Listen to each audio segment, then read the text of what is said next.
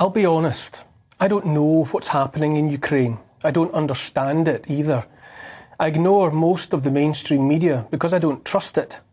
In the Wild West world of online, where I graze widely, it feels like there are as many different assessments and explanations of the situation in Ukraine as there are people with keyboards and phones.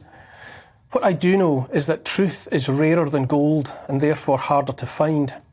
I also know that whatever Vladimir Putin is up to in Ukraine, the West must accept responsibility for a share of the blame for what is now being suffered and endured by ordinary people there.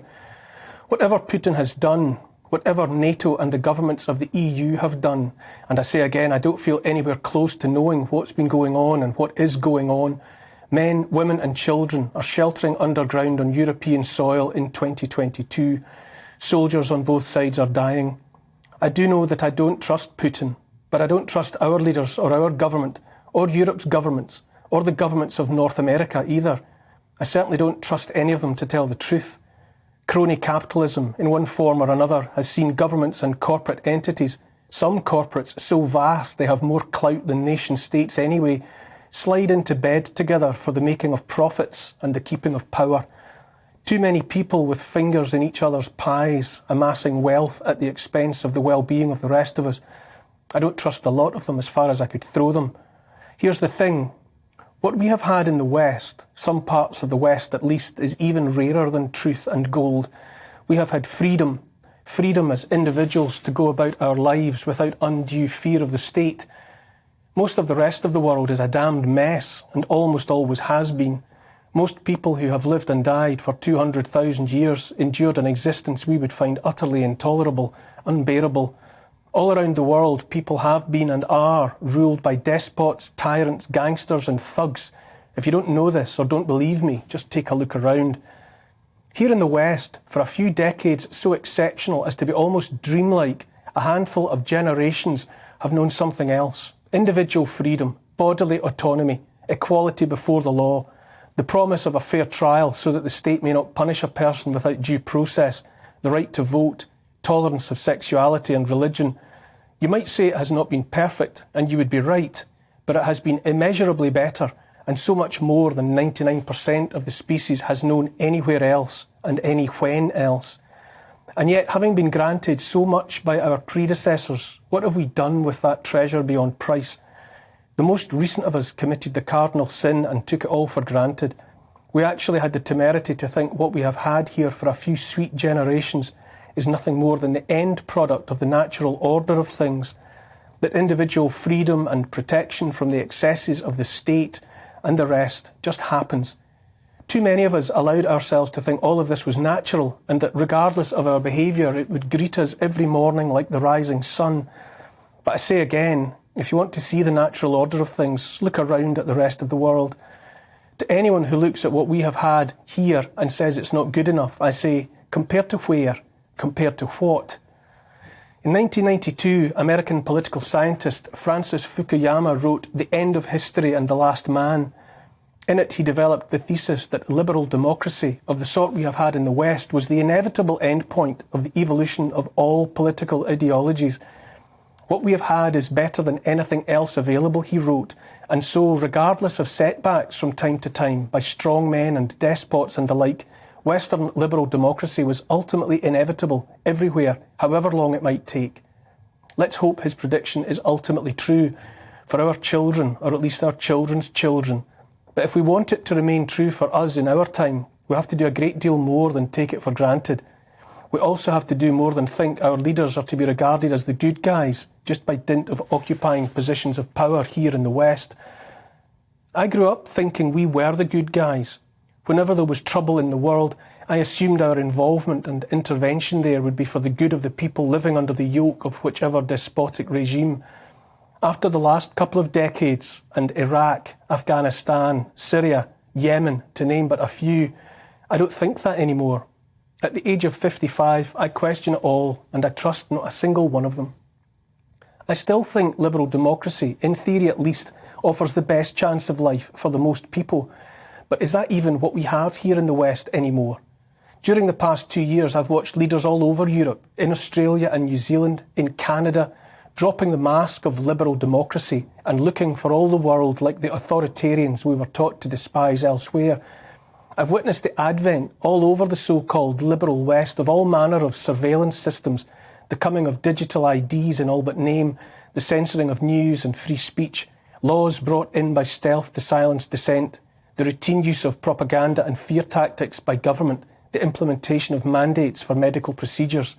And more I've wondered where the freedom went, or at least where the freedom might be going. We've not yet slipped all the way into totalitarianism of the sort that existed behind the Iron Curtain in the second half of the 20th century. Of course we haven't. But if you get the chance, you fight the fire while it's only smouldering and sparking, not once it's properly alight and roaring and too big to tackle. Such is our flagrant disregard, our seeming contempt for what we have had here. We've spent years now in what amounts to the mocking of our own civilization, our own history and culture. We've unlearned the basic science of biology to the point where to be a woman is now no more apparently than a state of mind.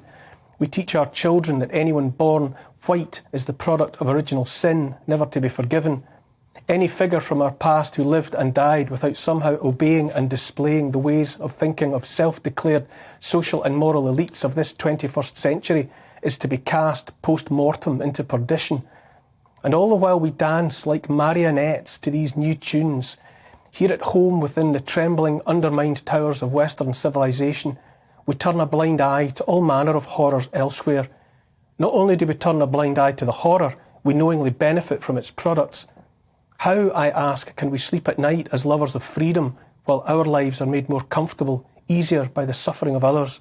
It might be one thing to accept we do not have it in our power to make better the lives of everyone in the world, but it's surely quite another to dare to call ourselves liberals while swapping our own freedom for mobile phones and throwaway clothes made by those living lives little better than slaves. China's President Xi Jinping was an honoured speaker at a gathering of the World Economic Forum, that unelected body beloved of our leaders, proudly declaring plans to reset our world. We in the West cannot consume the products of Xi's China fast enough. Our athletes attended his Olympics, just as our footballers will attend the World Cup in the Middle East state of Qatar, where thousands of Africans and others were worked to death building the necessary stadiums. But back to Xi's China, where the horror and depravity of what's being done there to the Uyghur Muslims must shame us all. Forced sterilisation to prevent there being a next generation of Uyghur people. Tons of hair shorn from the heads of Uyghur women and packaged for sale as hair extensions. Uyghur men loaded in their thousands onto trains for transfer to distant camps and fates unknown. We so-called liberals and Democrats in the West know all of this, have known for years, and yet in the shadow of all of it we fret about pronouns, exonerate vandals who pulled down a statue and threw it in a river, let men compete in women's sport, browbeat our children about the evils of their ancestors and buy more phones powered by cobalt mined by child slaves in the Democratic Republic of Congo. In Canada, Prime Minister Justin Trudeau sent heavy horses to trample peaceful protesters. Then we watched him stand behind his podium and pledge support for the free people of Ukraine in their efforts to resist a tyrant. Our mainstream media has spent 2 years ignoring protests all over Europe in the face of lockdowns and mandated vaccines, and now somehow finds the time to lament Putin's suppression of peaceful protests in Russia. When did the word hypocrisy get so small and inadequate in the face of all this? Trudeau has taken control of the bank accounts of citizens who supported the truckers, a trick made easy by electronic cashless banking. Already in the West, as he has shown and is surely being watched eagerly elsewhere by others, a state displeased by a person's thinking and behaviour can make it all but impossible for that citizen to live. This should make all of us afraid, very afraid. Freedom to earn a living and to buy and sell without the intervention or interference of the state might be the most fundamental freedom of all. If they, whoever they are, stop us transacting with one another without their express permission, well, welcome to the Thunderdome. I said at the beginning that I don't know what's really going on in Ukraine. I don't know what's going on in the minds of Putin or any of the players in the latest great game. I also don't know if there are any good guys. I do know this has happened because here in the West we've stood fiddling while Rome burns. We've watched the erosion of our freedom. We've watched while the very ideas of liberal democracy are hollowed out, filleted to leave behind nothing but an empty shell. People like Putin and Trudeau and Ardern and Macron Watch what others get away with, what works in the furthering of nefarious ends, and act accordingly. Putin is in part our fault, just as Trudeau and Ardern and Macron are our fault. We watch Ukraine and Russia, but at the same time we should watch what our leaders are up to here in the West. No doubt Ukraine is shaping up to be a tragedy for some poor souls. Maybe it won't end there. Any man's death diminishes me, wrote John Donne, for I am involved in mankind, and therefore never sent to know for whom the bell tolls. It tolls for thee,